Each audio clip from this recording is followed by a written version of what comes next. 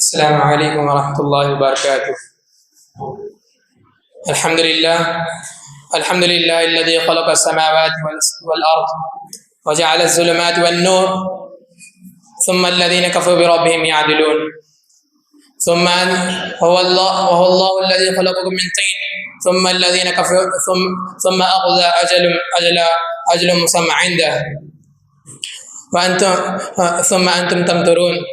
والله في السماوات وفي الأرض يعلم سركم وجهركم وهو يعلم ما تكسبون.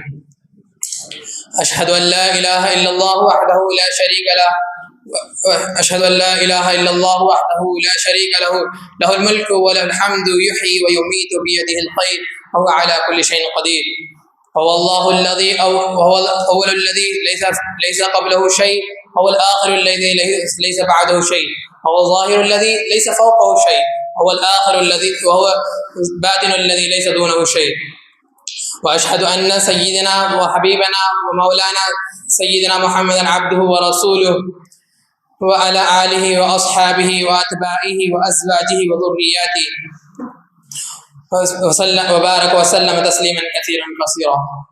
أما بعد، فقد قال الله تبارك وتعالى في القرآن المجيد والفرقان الحميد: فأعوذ بالله من الشيطان الرجيم، بسم الله الرحمن الرحيم.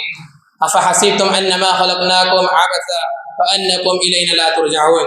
صدق الله العظيم.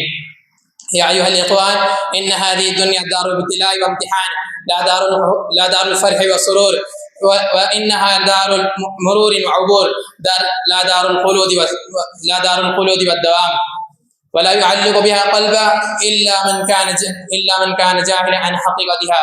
فقال الله تبارك وتعالى: تبارك الذي بيده الملك وهو على كل شيء قدير، الذي خلق الموت والحياة ليبلوكم أيكم أحسن عملا وهو العزيز الغفور.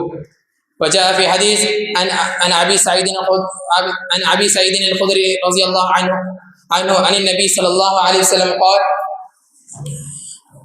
إن الدنيا حلوة خضرة وإن الله مستخلفكم فيها وينظروا كيف تعلمون. فاتقوا الدنيا واتقوا النساء